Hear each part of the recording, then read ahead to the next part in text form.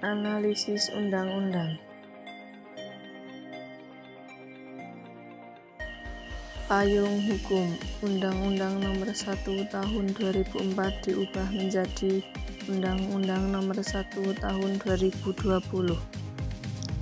Undang-Undang Nomor 1 Tahun 2004 berisi tentang perbendaharaan negara, tata cara penggadaan utang dan atau penerimaan hibah baik yang berasal dari dalam negeri maupun dari luar negeri, serta penerusan utang atau hibah luar negeri kepada pemerintah daerah atau BUMN atau BUMD, diatur dengan peraturan pemerintah.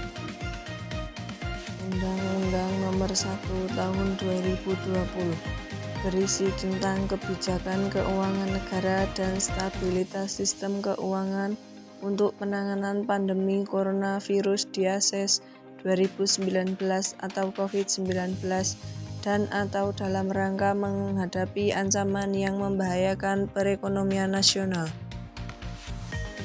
Tujuan dan fungsi perbendaharaan negara. Undang-Undang Nomor 1 Tahun 2004 menyajikan informasi keuangan negara, menetapkan kebijakan dan pedoman pengelolaan serta penghapusan barang milik negara, menentukan nilai tukar mata uang asing terhadap rupiah dalam rangka pembayaran pajak, menunjuk pejabat kuasa bendahara umum negara.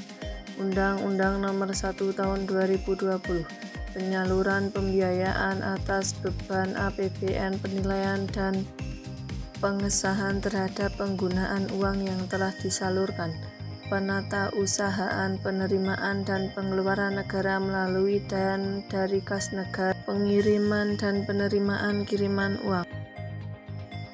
KPPN Lahat Profil.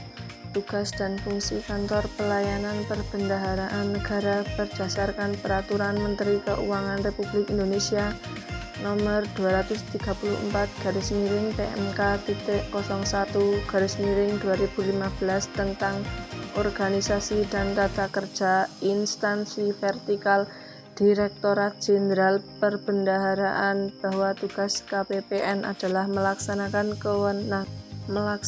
kewenangan perbendaharaan dan bendahara umum negara, penyaluran pembiayaan atas beban anggaran, serta penata usahaan penerimaan dan pengeluaran anggaran melalui dan dari kas negara berdasarkan peraturan perundang-undangan yang berlaku. KPPN menyelenggarakan fungsi sebagai berikut.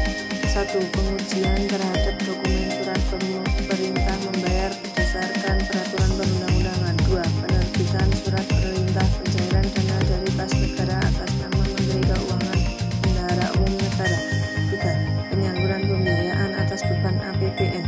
4. Penilaian dan pengesahan terhadap penggunaan uang yang telah disalurkan.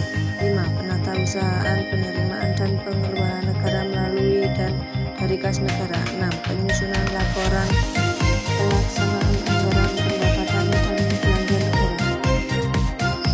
Kesimpulan, penyelenggaraan pemerintah negara untuk mewujudkan tujuan bernegara menimbulkan hak dan kewajiban negara yang perlu dikelola dalam suatu sistem pengelolaan keuangan negara. Undang-undang tersebut perbendaharaan negara ini dimaksudkan untuk memberikan landasan hukum di bidang administrasi keuangan negara.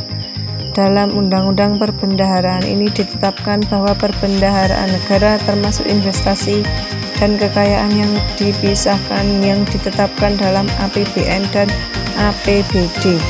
Ketentuan yang diatur dalam undang-undang perbendaharaan ini dimaksudkan pula untuk memperkokoh landasan pelaksanaan desentralisasi dan otonomi daerah.